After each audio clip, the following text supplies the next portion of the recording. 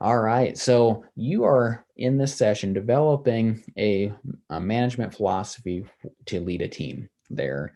And so some of the things that my goal today is to help you work better with the people that you lead, supervise, and manage, and just be a better leader in many, many ways there. And so what I will say is that for myself, I'm going to share a little bit of my journey of higher education. And so this was me in my first year being a resident assistant. This was me.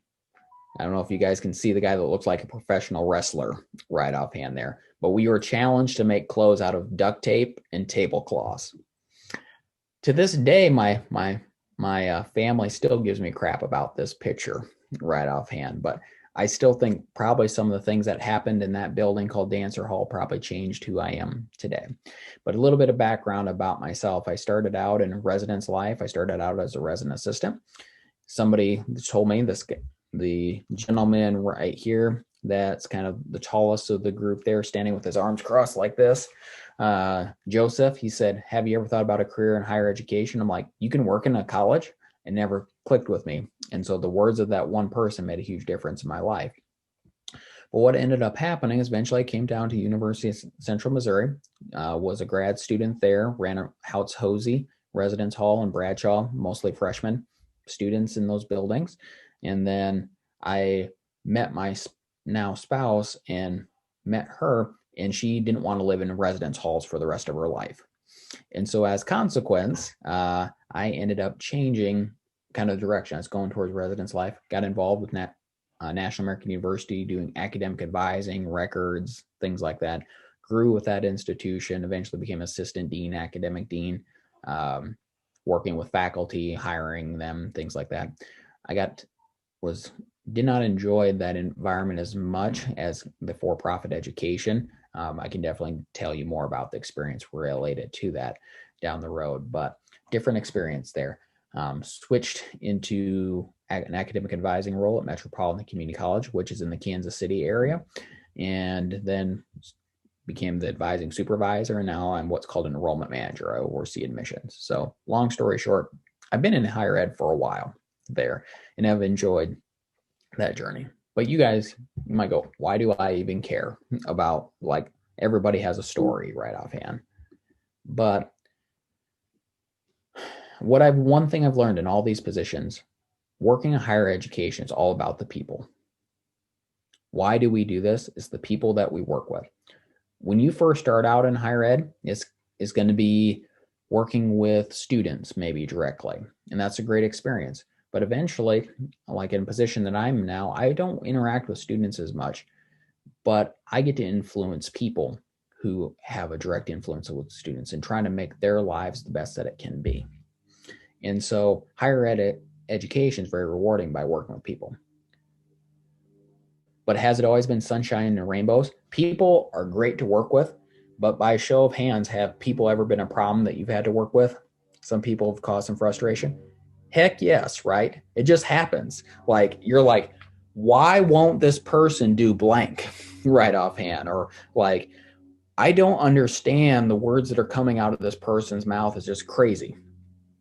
Well, sometimes things can be very challenging. And my goal is to help give you guys some guidance, a little bit of some lessons I learned right away when working with people.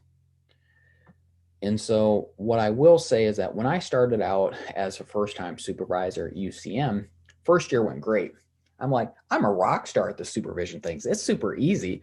I had an amazing team that I was working with. But in the second year, I still had an amazing team, but there are some decisions that some of my team members made and I made that I'm like, you know what? Looking back, I really regret some of those decisions, some of the things that I did. I look back and go, how would I have done things differently? And that's been, let's see here, 11 years ago, and I'm still thinking about those things that I regret on some of those decisions. But how do I learn from those? And so that's what we're tackling today. In order for you to become the best leader, supervisor, manager, I'm trying to help support you guys in that. And we're going to have three things in particular: a feedback loop, an example that I'm going to share, and then build your own or build your own leadership or management philosophy here. And Leslie, just to double check, how much time do I have? My memory is a little short. You're on mute, Leslie. The schedule says 11:20. You have until 11:20. Okay, so just as a heads up, I'm a talker, everybody. So somebody's going to have to keep an eye on that clock, because it could be, I'm between probably you and lunch right offhand. So all of a sudden it could be 12:30 and you're like, Keith, you need to end this right offhand there. So just as a heads up, Leslie, make sure you stop. Okay. I'll be sending you reminders. I'll give you 15, 10, 5-minute reminders. I got you. You got me. All right. Thank you. All right. We're going to do a little bit of an activity here. And so with this activity, what's going to happen is I'm going to break you into breakout groups. And what I want you to do is go, what is one positive word or phrase that people use to describe you? And why do they use that word and phrase? Again, it's the what and the why. One word or phrase that people use to describe you. And why do they use that word or phrase? I can already see the deep thoughts that are happening. And so let's see here. I'm going to see here. Leslie, do you have control over creating a breakout session? I'm already doing it. Okay. Yep. And you're welcome to be in one of those groups there, Leslie, too. Jesse had to laugh. You're in my breakout session and my mentor thing, and then you got cut off again mid-sentence there. So so Jesse's drawing the short straw, as a heads up, everybody, in my sessions and stuff there. But nonetheless, would anybody be willing to share their one word that or phrase that they was used to describe them, and Sure. kind of why people use that word or phrase? Yeah, I can. Don't all do it at once. Go ahead. So the one that's mostly used is servant-hearted. I am passionate about serving, and I would much rather help someone than be helped.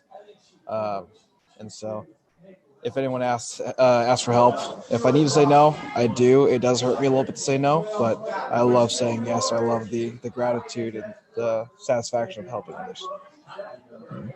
So a lot of people just hear you say yes, and they probably go to you to say, I need help. You're kind of the first on mine there. So those are facts. Would anybody else like to share? Nobody? I can go. So what I heard was good energy. Just from like a lot of the groups that I've worked with different groups, it was like I always like bring the energy. And let's say it's more of like everyone's just like end of the day, low energy, people are tired. Like I'm still there, just like talking, kind of bringing it up, making it kind of like an enjoyable experience for everyone working.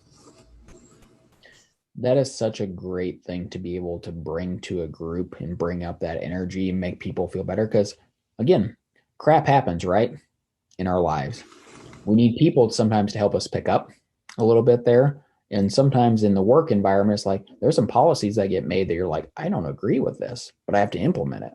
Well, how do you stay positive? And it'll actually come into some of the example of a management philosophy that I'll mention. So I'm going to go ahead and go back to screen share here. And so hopefully you guys see the PowerPoint. Excellent. So looking here with this is that what we do and say matters right offhand. Is a very much a feedback loop that exists. So if you say that you have good energy, if you say that you are servant minded, you act in accordance to that. So just out of curiosity, is anybody in this room who we would say they're a good public speaker? Show of hands. So I think Hannah, you had some confidence there. Hannah, do you like to do presentations? Yes, I do. I I'm an extrovert, so like getting out in front of people and getting a crowd going is my go-to thing. If I didn't work in higher education, I'd probably be a stand-up comedian. So I'm a really good public speaker. Hey, so think of it this way. People probably have told you you're a good public speaker in your life, right? And because people have told you that you're a good public speaker, you believe that you're a good public speaker, which it sounds like you are there. And then you take on more opportunities and do more things where you can public speak, right? It's this feedback loop that exists. When you say or do something, people see that, and it gives you feedback and influences who you are in a lot of ways. So what you say really does matter. And what I mean by that in particular is making sure that for you, you want to develop a philosophy of management, because when you say what you're going to do or what you believe, you are more likely going to do it. People are going to see it. They're going to interact with that. Now you could go, Keith, that's just pie in the sky type things. But I was telling Jesse in a session before that I took Myers-Briggs when I was in my undergraduate, and I was an INTJ, in that thinker versus kind of feeler type aspect that existed. I was so much a thinker that I'm like, it hurt me in some ways, right? And so I eventually told myself, I am a thinker who wants to become a feeler. And now that has influenced how I interact, and try to keep that in mind, that it's not just everything's process, everything's step by step. I have to really think about the feelings people have. So what you say and do matters right offhand. So I'm encouraging that you consider being intentional in developing your own management philosophy. Now, most of you are probably just starting in higher ed. I know some have different roles where you're looking at to grow in your experience. But I'm going to share an example of a philosophy, and I'm going to let you think about what you'd incorporate yours into your philosophy. So this is Keith Stiffler's Triple CPG. It's fun for me to say. I just kind of like the phrase Triple CPG. Maybe it, I don't know if it sounds like a movie rating right offhand or a book title. I don't know. I think it's kind of fun there, but I'm kind of corny and stuff. But nonetheless, this Triple CPG is my own philosophy when I'm working with a team. And this may serve as an example of some things that you may want to incorporate. But the first thing is care. Do you care about your team that you're working with, the people? There's many times in your life that you probably worked with people who don't give a dang about you, right? How does that make you feel? Thumbs down, most likely, right? Yeah. We've had those people in our lives where we're just like, gosh, how rude could you be? Right offhand. Well, recognize as a new supervisor, potentially, or leader, sometimes we don't recognize our own selves when it comes to that. And so what does care look like? Now, this is not all inclusive by any means, but showing interest in people, asking them how their day is, learning a little bit about their life. What do they like to do? You know, I have some team members who love sports. I'll talk with them about sports. I might not know much about certain sports, but I'll ask, hey, how's it going? Right offhand there. Or some people love movies, or they have kids, or whatever that is. Showing interest in people matters. And if they said something a couple of days ago and you bring it back up, they feel like you care. Second thing with care is providing support.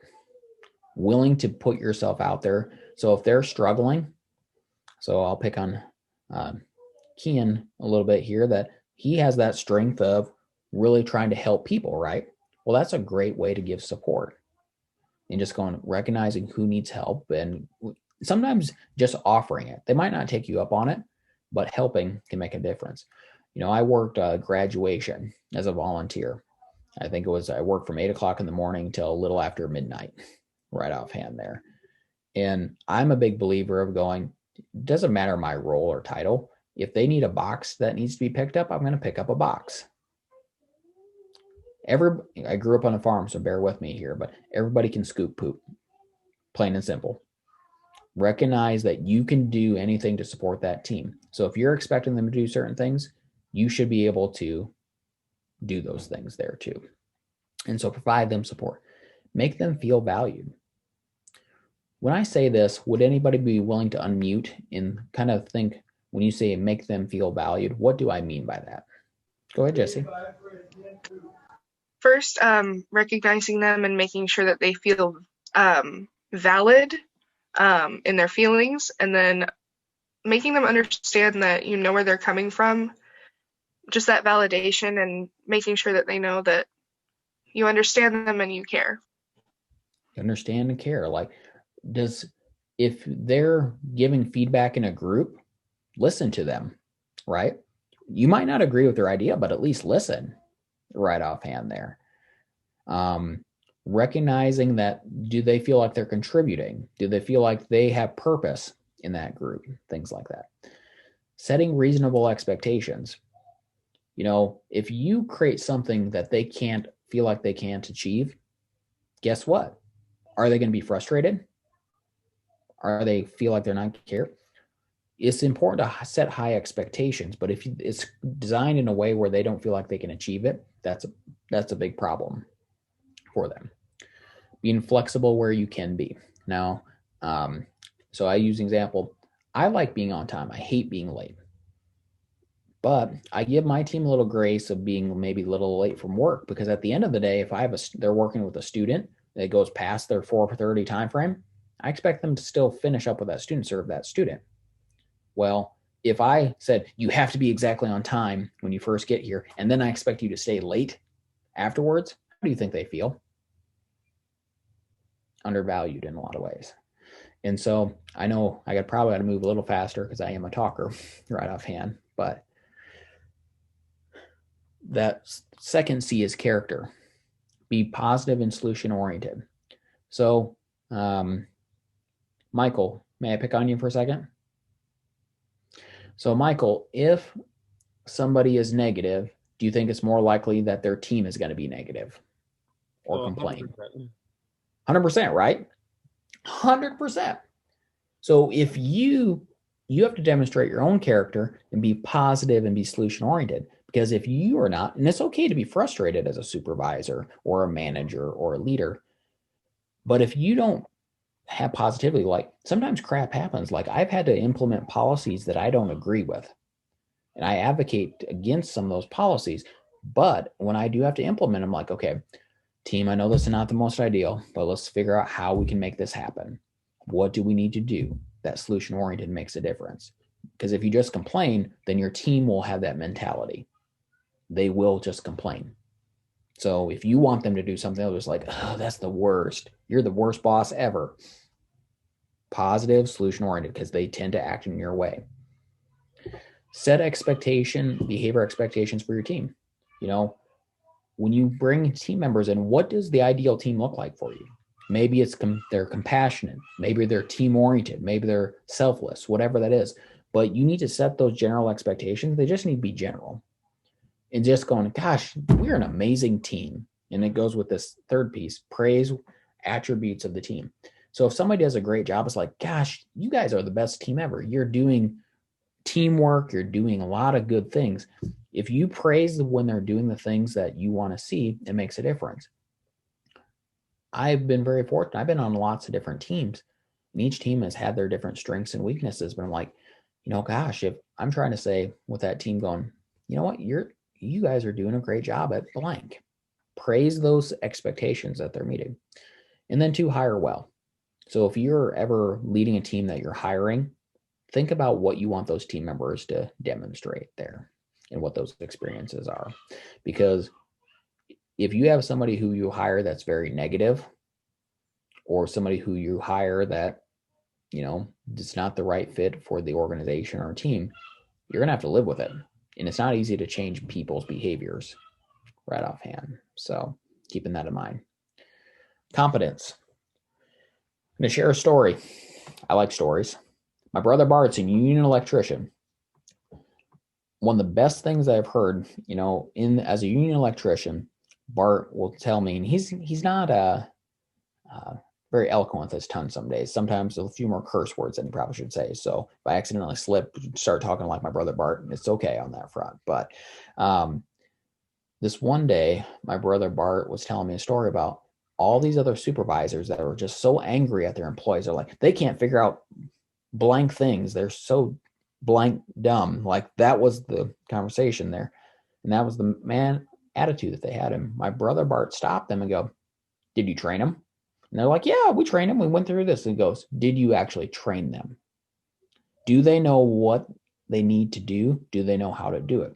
So my brother Bart, when he trains people, he does not get mad at people until he knows he's trained them very well. He basically goes, this is what you need to do. Can you tell me what you need to do? How do you do it? Can you explain why we're doing it this way? And he actually makes sure they know the what they need to do and how they need to do it to make sure that they know those expectations. Sweet. Sorry. Thank you, Leslie. And then for yourself, you need to keep that in mind with your team.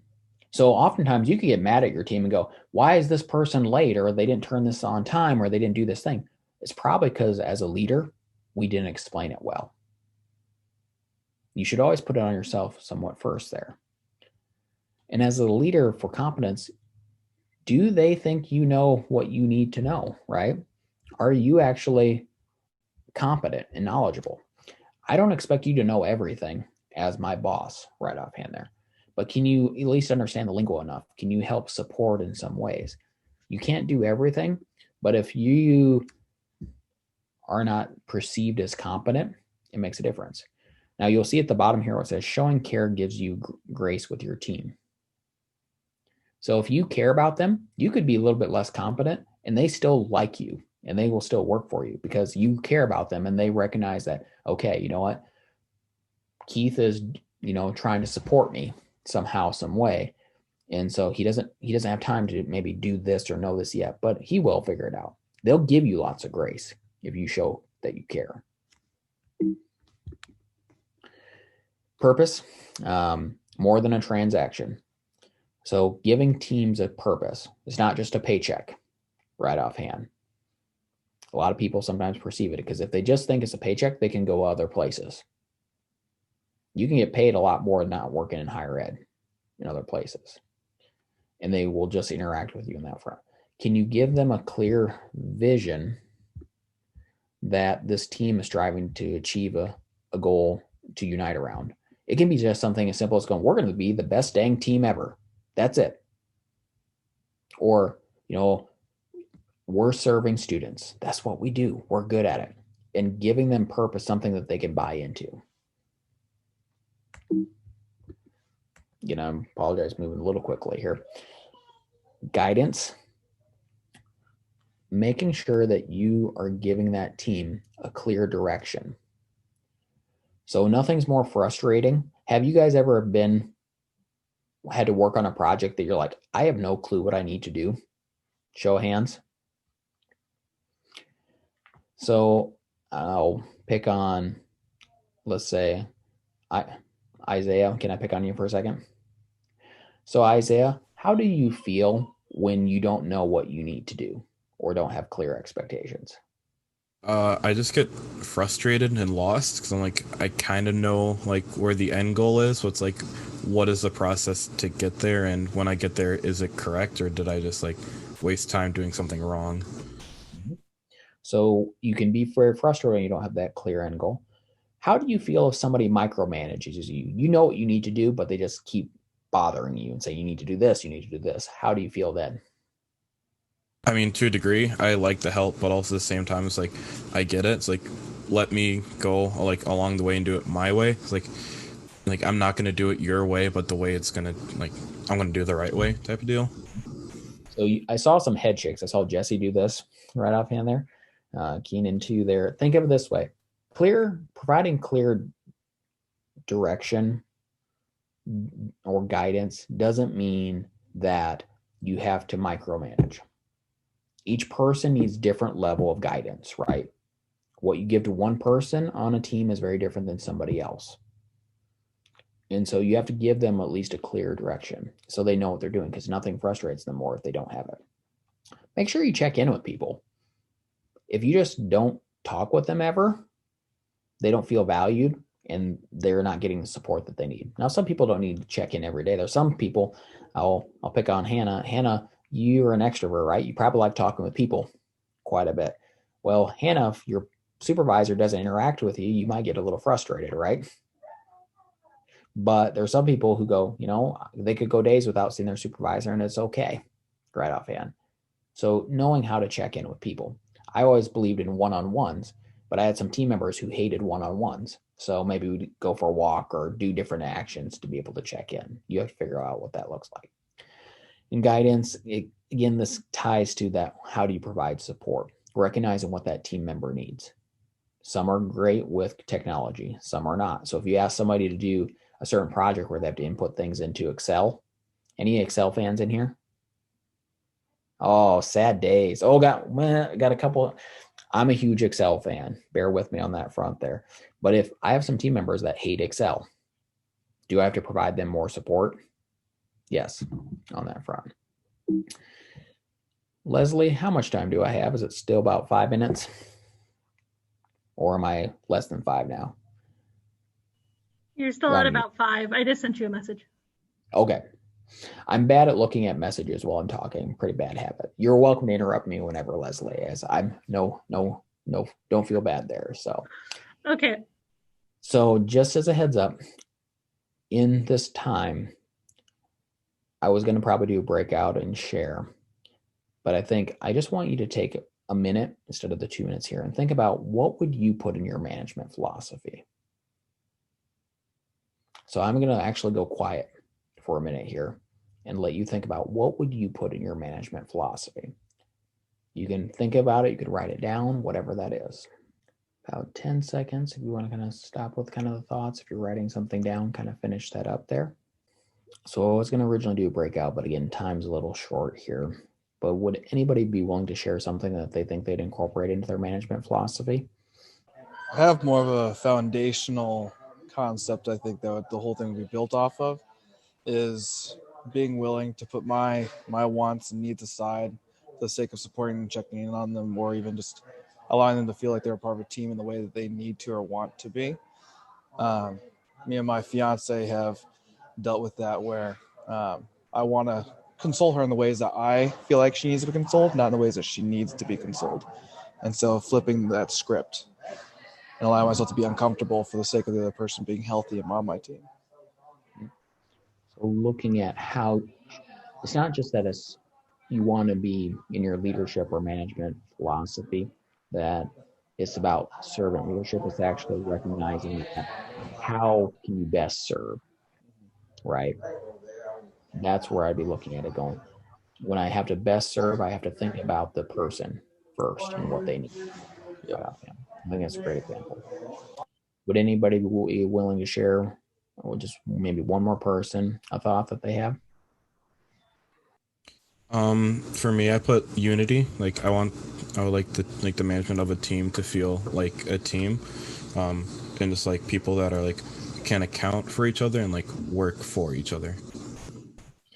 And I think that unity is a great approach there. And I think now taking that opportunity, Isaiah, and going, how do I build unity, right? Your goal is to research, and some of it's just who you are potentially, but research what would build unity.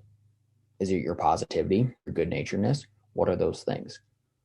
So why I'm having you guys share just a little bit here is this gets you to get the juices flowing.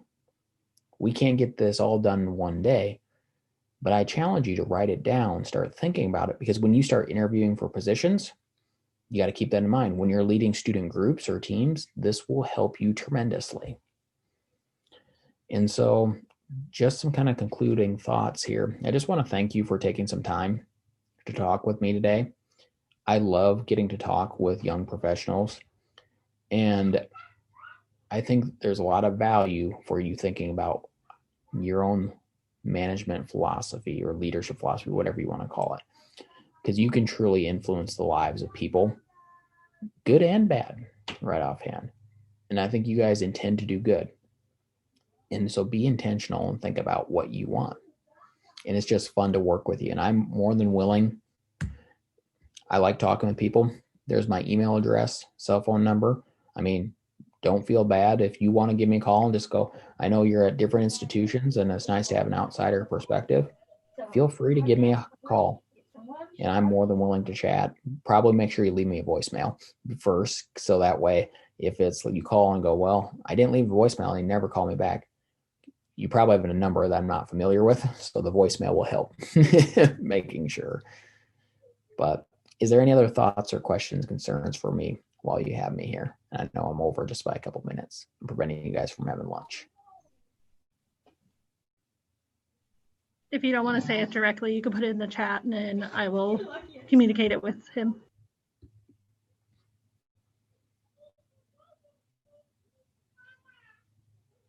I think a really important thing is knowing that the person's more important than the circumstances at hand. I think that's a great philosophy. It's going, that might be a great leadership philosophy that you incorporate, or management philosophy going, person's more important than circumstance. If you can take care of the person, a lot of other things will be taken care of down the road, right? If you treat that person well and give them support, they will be able to do the things that you need them to do, to take action on.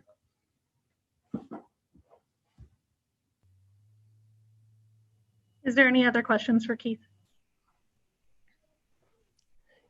If there's no other questions, I just appreciate you guys very much coming. It's a great field to work in.